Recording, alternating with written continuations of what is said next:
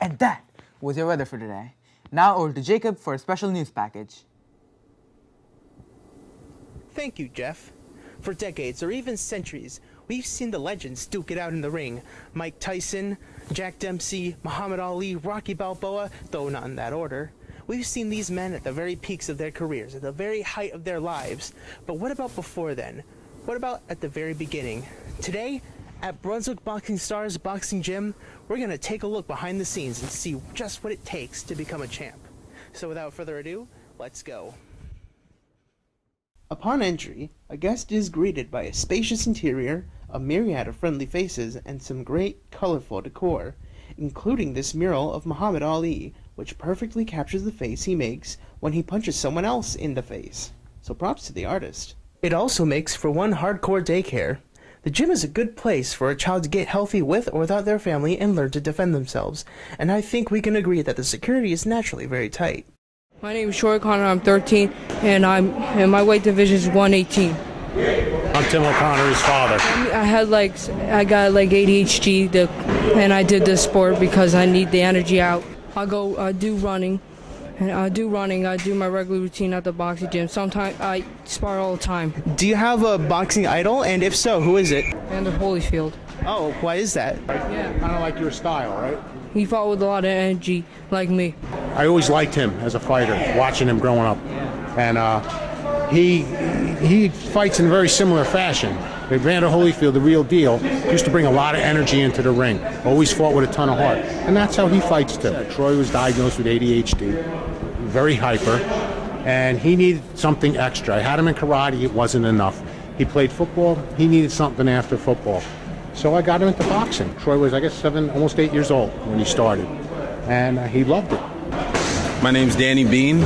I'm a super heavyweight in the state of New Jersey. I fight out of Brunswick Boxing Club, and my record is 18-6. At first, it was just to stay out, of the house and everything, and then it just became a part of my lifestyle. Like, I just enjoy working out. My training routine is I train 5 days a week. I do running in the morning at 5 a.m. with Coach John. Then after I get out of work, I come to the box gym around 6 o'clock. From 6 to 9, I do my regular routine on the floor, heavy bag, double end bag, speed bag, double end bag, and pad work, jump rope. And then after that, I go to New York Sports Club in East Brunswick, and I do my conditioning routine with my strength and conditioning coach. And then on Tuesdays and Thursdays, I'm here sparring. The hardest part of being a boxer is probably staying mentally focused, in and outside the gym. Because the moment you lose focus of what you want to do is when things start going downhill. I wanted to help the community. I wanted a school, but instead of having a school, I ended up with a boxing gym. Okay, so we wanted to help in the community for abused and battered, to the homeless, people that had lesser than we had. We want them to take it off, put the guns down, and use their hands. And in the process, we use the gym as a therapeutic program to bring family together, to let them know that family is first.